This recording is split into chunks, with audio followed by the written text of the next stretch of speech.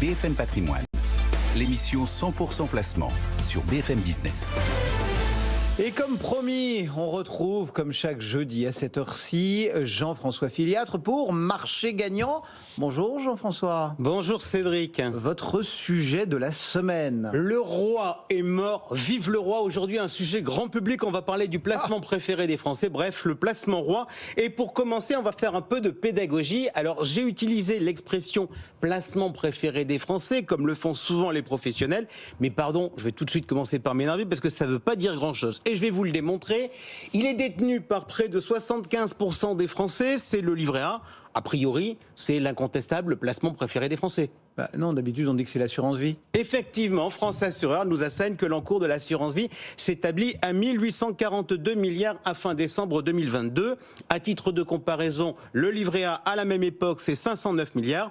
Vous pouvez donc avoir raison. Cela dit, lorsque je regarde le patrimoine global des ménages, l'assurance vie, c'est cacahuète comparé à l'immobilier. Bref, à partir d'une même expression, le placement préféré des Français, on peut dire des choses qui sont totalement contradictoires. Donc on devrait dire le livret A est le placement le plus détenu par les Français. L'assurance vie, je précise, y compris l'épargne retraite, d'ailleurs, si on peut être précis, parce que derrière le vocable assurance vie, on intègre également l'épargne retraite. Donc l'assurance vie est le placement financier avec le plus d'encours, et l'immobilier, la principale composante du patrimoine des ménages. Et en fait, quand on a regardé toutes ces statistiques, tout ça, ça fleure bon l'histoire et le passé. Et en fait, c'est un peu comme si je vous disais que le meilleur club de foot en France, c'était Saint-Étienne. Certes, évidemment, c'est les Verts. Exactement, les Verts affichent 10 titres de champion de France, mais pour l'heure, ils sont en Ligue 2 et plutôt, d'après ce que j'ai regardé, dans le bas du classement, même si depuis 3 matchs, j'ai l'impression que ça va un peu mieux pour eux. Bon, on ne sait pas si on est sur RMC ou sur BFM Business.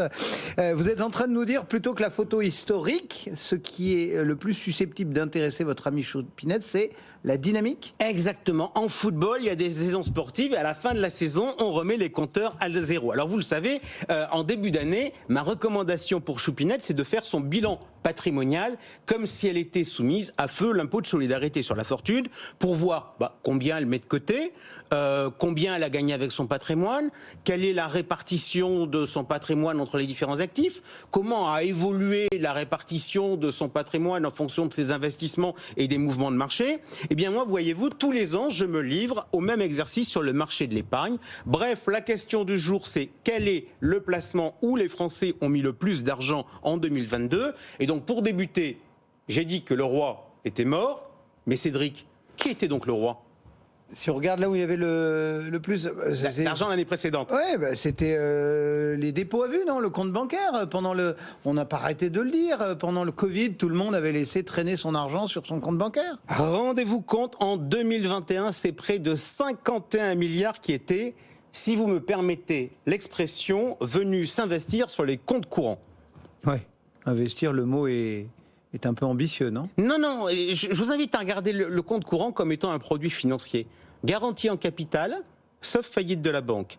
Frais nuls, puisque les frais de tenue de compte ne sont pas proportionnels au montant déposé. Et rentabilité nulle. Vous savez, en fait, dans le terme en épargne, on parle souvent de l'aversion au risque, de l'aversion à la perte, mais il y a quelque chose aussi qui existe, c'est l'aversion à l'ambiguïté, c'est-à-dire le fait de ne pas savoir. Eh bien, le compte courant d'hier, il avait cette caractéristique d'avoir un niveau d'ambiguïté qui était nul. On savait au moins ce qu'on n'allait pas avoir. Exactement. On le savait, c'était clair, on avait 100% de certitude.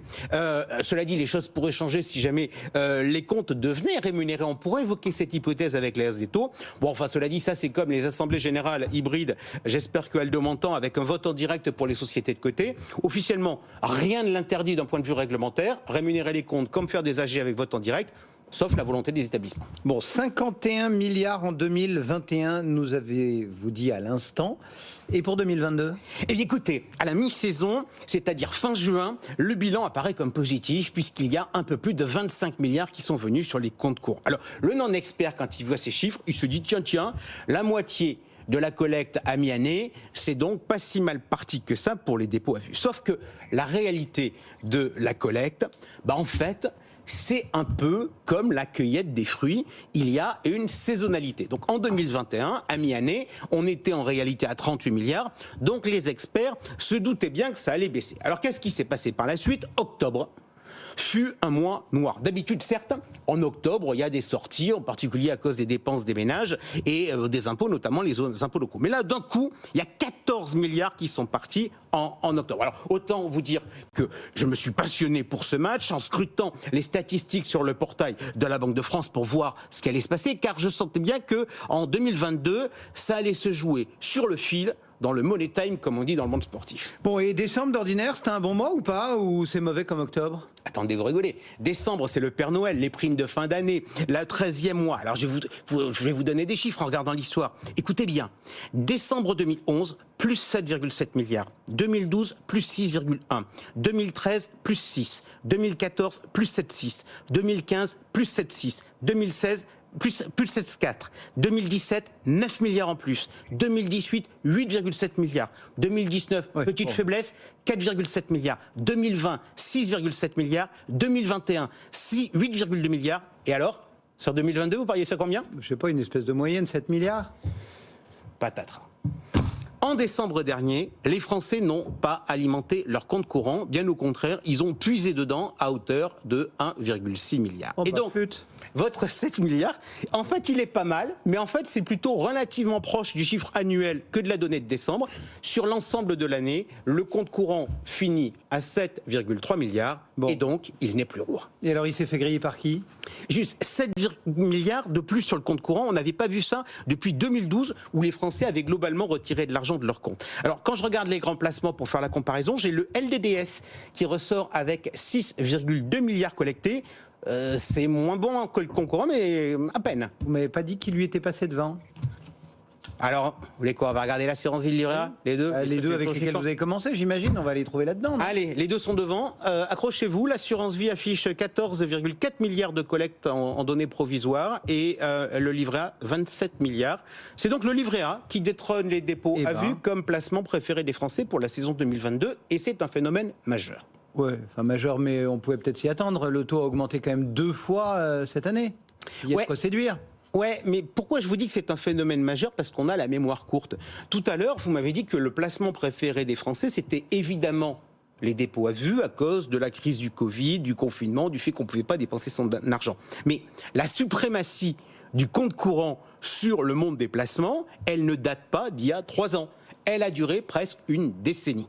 Bon, d'ailleurs, vous l'avez souvent dit sur ce plateau que les Français étaient des grévistes de l'épargne. Attendez, à quoi bon s'embêter à placer son argent ? Ce qui est un exercice qui n'est pas toujours facile et qui est même parfois un peu laborieux quand il faut remplir les questionnaires réglementaires. Avant, la remontée des taux a changé la donne.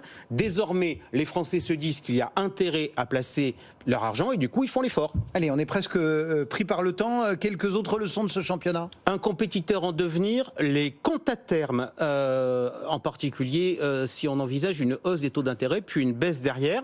Un produit en difficulté, le PEL, dont la collecte recule entre 12 et 15 milliards. Alors c'est assez bizarre sur un produit qui, si je prends la moyenne historique, rapporte 2,54 en moyenne. Je pense que c'est plus lié à la politique des établissements qui pourrissent leurs clients. Sur le sujet, j'ai eu le cas d'un épargnant qui m'a remonté la banque postale qui ne voulait pas lui payer sa prime d'État. Appel au peuple. Si vous avez des problèmes avec les PEL, vous n'hésitez pas à me faire remonter les cas à marché gagnant. Bon, on conclut sur quoi ? Sur le fait que c'est bien que les Français s'occupent de leur épargne ? Bonne nouvelle, Choupinette s'intéresse à nouveau et c'est très bien. Nous, ça va nous redonner à nous, journalistes financiers, une utilité sociale.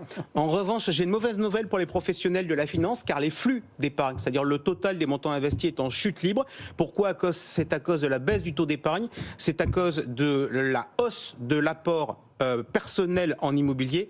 Et donc, du coup, j'ai juste envie, pour conclure, d'adresser un petit clin d'œil aux professionnels. De grâce, les gars, arrêtez de flinguer le livret A, parce que ça fait des années que je vous vois lorgner sur les dépôts à vue sans être capable de les déplacer. Aujourd'hui, celui qui fait changer le marché, c'est le livret A. Et le vrai concurrent de l'épargne financière, ce n'est pas le livret A, c'est l'immobilier et personne d'autre. Jean-François Filiatre, marché gagnant chaque jeudi avec nous.